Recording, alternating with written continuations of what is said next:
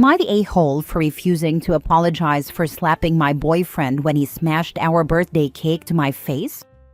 My boyfriend Charles, 38 male, and I, 34 female, celebrate our birthdays together. This year, I contributed a small private room at a restaurant, and we invited 11 people. 4 of them are my local friends, the rest are his family members. I wanted to celebrate a new achievement in my career and thought it would be great to splurge a little and enjoy some delicious food.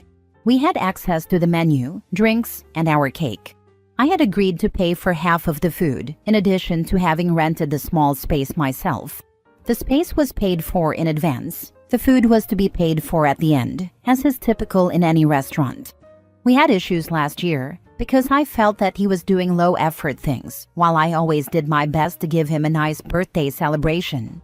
We have an income gap, but it wasn't even about money. I was making less last year, and I still made things work for him. So this year, he took care of inviting people, paid for the cake, and got me a spice rack as a present, which I loved. I made myself pretty, got my eyebrows and eyelashes done, and had my hair styled. We were told to pose and pretend to blow the candles, because I didn't want to blow our germs onto the cake. Then, we each had a picture alone with the cake. When it was my turn, I was holding the cake when he pushed my face toward it. I tried to fight it. His family started cheering, and he arched over my body and forced me to bend over until my face smashed into the cake. My friends tried to get him off me, and he resorted to plastering cake and frosting into my hair. I don't need to describe the mess because I'll never be able to end this post, but I ended up slapping him when he attempted to do it again. His mother got up and got into an argument with one of my guests. I had to cross the main floor with cake all over my face to use the restroom. When I looked in the mirror, I had cake on my neck, and my blouse had red and blue coloring that didn't come off. I had to wash my face and put my hair in a bun because it looked less messy that way. When I came back, his family were all long-faced. I told him what he did was unacceptable, and he said it was just a joke, that everybody has done that for ages, and that me slapping him just ruined my image in front of his family. I started crying and gathered all my stuff to leave. I notified him that he should pay for himself and his guests. My friends insisted on paying for their own food, but I refused, and we ended the night right there. My friends wanted to treat me to dinner elsewhere, but I wasn't comfortable with my appearance. They ended up sending me the money I spent, and that broke my heart. Charles had to pay for half of the remaining bill and got charged a cleaning fee. I still love him, but I'm clear that I'll never be able to forgive him. We talked about it, and I ended things. He's convinced that I never loved him. He acknowledged what he did was wrong, but is adamant that his family hates me for slapping him, and that it's my fault. I told him that he ruined not only our birthday, but also my way to celebrate my career milestone. I've worked very hard to get to where I am, and his behavior showed me what my future would look like. And that I'm sorry to say it, but he was so aggressive and so focused on making his family laugh at my expense that I just realized he's not good enough, and that I've lost my confidence to be seen with him in public because I don't know what else he will pull out of his behind. Important, I'm not proud of my reaction. We've never had any physical altercations. He says he paid for that cake, that he's not saying it was okay to smash it, but that it's not like I paid for everything. He wanted me to apologize to his mom, but I refused. He says his mother feels humiliated because of what I did, and that she has been struggling with mild depression for years. I didn't know, and I came off as violent. Am I the a-hole for refusing? I already blocked him. Now for the top comments. Not the a-hole. The reason being is that you physically resisted having your face forced into a cake. He did it anyways, and attempted to do it a second time. I don't blame you for the slap in this situation. He tried to force you again when you clearly didn't want to. If someone were trying to force my face into a cake I was holding, I would have dropped it right on the floor and walked out the door. I'd be done with that relationship. It wasn't a joke. No means no. He and his family sound like a whole entourage of a-holes. Also, I panicked a bit because I was thinking I would get my nose and passageways blocked. I have asthma. Him, my family hates that you defended yourself when I physically assaulted you in front of them. OP, I am so glad you got out safely. Wait, She thinks you came off as violent after watching him struggle to force your face into the cake? You did right. He sounds abusive and lazy. Throw him and the whole idiot family away. I'm still trying to figure out what depression has to do with this all. It doesn't. He's just trying to make OP take the blame instead of admitting what he done. Not too dissimilar to the "look what you made me do." But because he's likely aware that OP isn't soft enough to fall for it, he's using his fragile mother as a cover to get OP to cave and apologize for something she doesn't need to apologize for. Next story. Am I the a-hole for leaving my girlfriend at a wedding after she told the bride I used to have a crush on her? I, 27 male, was invited to a friend's wedding last weekend. Not someone I talked to every day, but we were close back in college and stayed in touch. The bride and I had a flirty friendship back in the day. Nothing ever happened, but I did used to have a bit of a crush on her. Early in my relationship with my girlfriend, 26 female, I mentioned that in passing, just one of those, haha, yeah, college was messy conversations. The wedding itself was great. My girlfriend and I got dressed up, had a couple of drinks, danced a little. At some point, I noticed her and the bride talking by the bar. They were smiling, laughing, nothing seemed off, until the bride started acting really weird around me, like distant, uncomfortable. Later, one of the bridesmaids, who I also know, pulled me aside and said, "Hey, just so you know, your girlfriend told the bride you used to be in love with her and that she should watch herself tonight." I honestly didn't know what to say. I confronted my girlfriend about it, and she didn't deny it. She said, I didn't want to cause drama, but I thought she deserved to know the history. I told her there was no history, and even if there had been, saying something like that at someone else's wedding was completely out of line. She got super defensive. She said I was blowing it out of proportion and caring more about the bride's feelings than hers. I told her I was embarrassed, hurt, and honestly kind of shocked by how casually she'd tried to stir the pot at someone else's wedding. She ended up dismissing everything I said, told me to get over it and stop making a scene. So I said screw it and left. I got in the car and drove home without her. I figured she'd find a way back with one of her friends. She knew several people there. She eventually did, but now she's saying I abandoned her, and a couple of her friends are messaging me, saying I humiliated her and that I'm an awful person for just leaving without her. I don't feel like I was wrong to walk away, but I was just super upset, and I'm starting to think the way I handled it was a bit over the top. Am I the a-hole? Not the a-hole. Completely inappropriate. You had a crush. You weren't in love. Your girlfriend completely blew it out of proportion and made the situation uncomfortable for both you, the bride, and her husband. Your girlfriend is an a-hole. This is the worst part of it.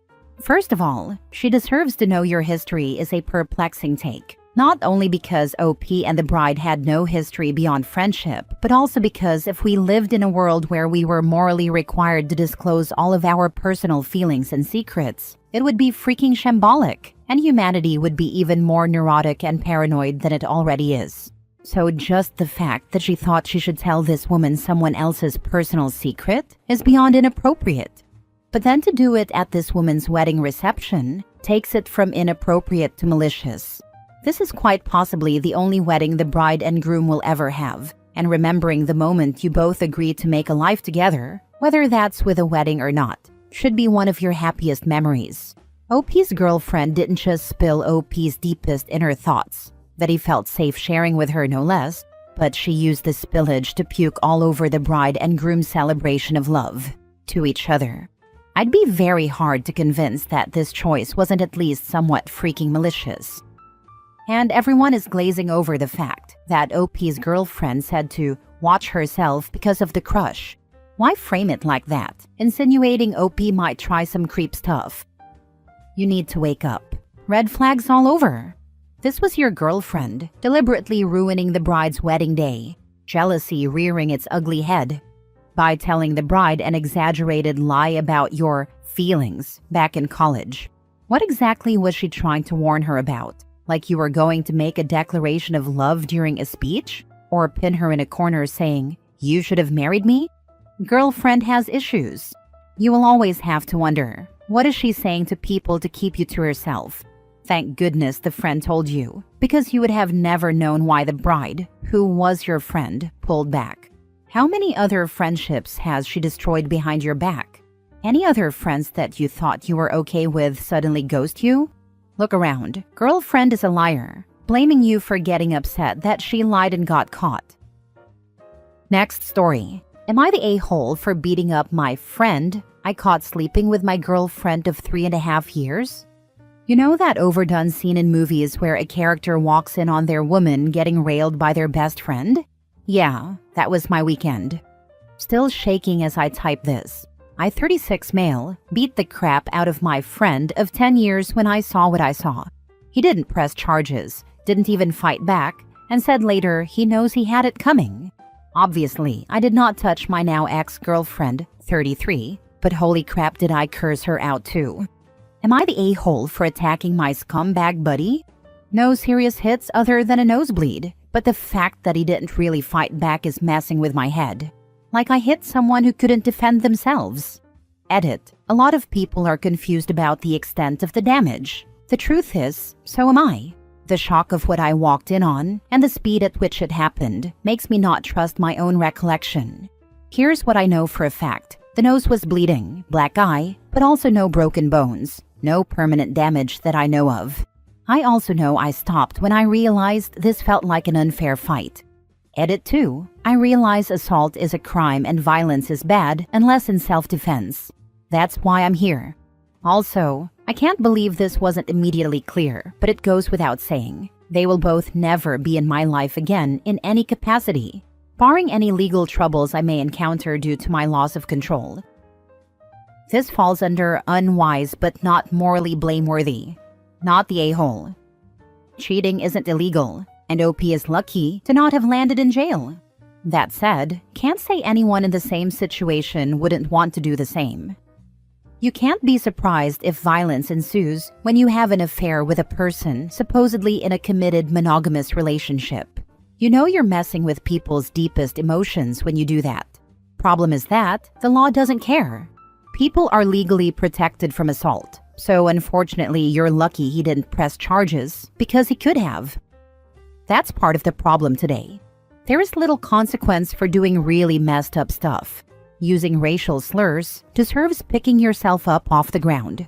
Banging your friend's wife or girlfriend deserves an ass kicking. Don't put the guy in the hospital, or then there are problems. Vandalize my car and do damage? That deserves a shot or two. When I was growing up, the thought of getting your ass beat was enough to behave. That, and not being a dirtbag garbage person. Last story. Am I the a-hole for refusing to treat my ex's sort of girlfriend like another parent to my unborn babies and sitting down with my ex and her to lay out some facts about how things will go? My 25 female am pregnant with twins. Their father, 26 male, and I were together for almost a decade. Things seemed great at the start of my pregnancy. But then around 11 weeks in, he told me he had feelings for Amy, 24 female, who is or was friends with benefits with one of his two best friends. He told me he didn't feel like we should stay together just for the babies and that we'd work it out. I told him that was fine, but that I wasn't going to stay while he had any kind of affair, emotional or physical, with her any longer. He told me nothing physical had happened yet, and I said I didn't care if it did or didn't, because even if it hadn't, it was a yet, and if it wasn't Amy, it would be someone else. Amy and he ended up together, which came as no surprise. But then he told me he hated being away from me and regretted doing this to us. I heard him out for a week, before I made it clear that there was no going back, and we would never be a couple again. His relationship with Amy has been on and off. Even when they're off, they try to present as this united front and have wanted me to involve both of them in pregnancy stuff. Amy wanted to talk baby names with me, and she wanted us to go shopping for baby stuff together. She even wanted to do a joint shower so both of us could be celebrated. She also tried to say how crazy it was that I was having twins when she and my ex have no twins in their families, like she was counting herself and her family in that. I ignored most of those requests and communicated clearly and through text or email for anything I did respond to. But it was getting crazier with the requests, and the thing that bothered me most is that they are not stable at all, and they're trying to put that on me. They say if they were treated as a couple who were going to be equally part of the baby's lives, they wouldn't have so much trouble. My ex even said he felt like he had to be with me to be a real dad to the babies. When they mentioned her being at the birth, I knew we all needed to sit down and talk. I didn't trust my ex to be honest about what I'd say, so I told them we could meet once and talk it all out. They met me with a bunch of crazy expectations, like how both of them would come to see the babies at my house when his visitation would start. Overnights don't begin until 4 to 6 months of age in our state. They wanted all of us to make decisions, and they were thinking she could be mama to the babies. I let them talk, wrote down all the expectations they had, and then I told them they were crazy to expect all that. I said if my ex wants to be present at the birth, I'm okay with that. If they want to discuss things between themselves, I cannot stop them. But I won't be taking her advice on baby names. Discussions will be between me and my ex. I told them if they were still together when overnights began, I could not stop Amy from being there, but she was not coming to my house. I said if they were in a stable relationship and settling down, maybe we could all work together for the benefit of the children involved. But if they're on and off the whole time, it won't happen. I said I want my babies to be the priority, but that doesn't mean I'm out here looking for them to have a second mom or for the two of them to try and outvote me and push what they want. I also told my ex that if he and Amy break up for good, or if he misses the kids and wants to be around more, that it won't convince me to take him back. I told him I was serious about that and he needed to fully accept it. I brought that up because some of his body language and how he was looking at me made me feel like he was being too intimate for two people who are not a couple anymore and never will be. Amy said it was the confusion of everything and that if I could take them as a package deal, he'd find it easier. I told her I had already explained the reality of everything. They tried to argue, but I left once I realized they weren't going to stay calm or discuss things reasonably. My ex has emailed a few times in the days since, and he told me I need to work with them instead of against them, that I'm making all of this harder than it should be, and that I should think of our babies. He said he's trying to be an involved dad. I reminded him I'm not stopping him. But am I the a-hole for how I'm handling this? I'm trying to put the babies first, but I don't think that means treating Amy as mommy number 2 and acting like this is some family unit when they can't even stay together in the 4-ish months since the breakup. Now for the top comments. Lawyer up and fast.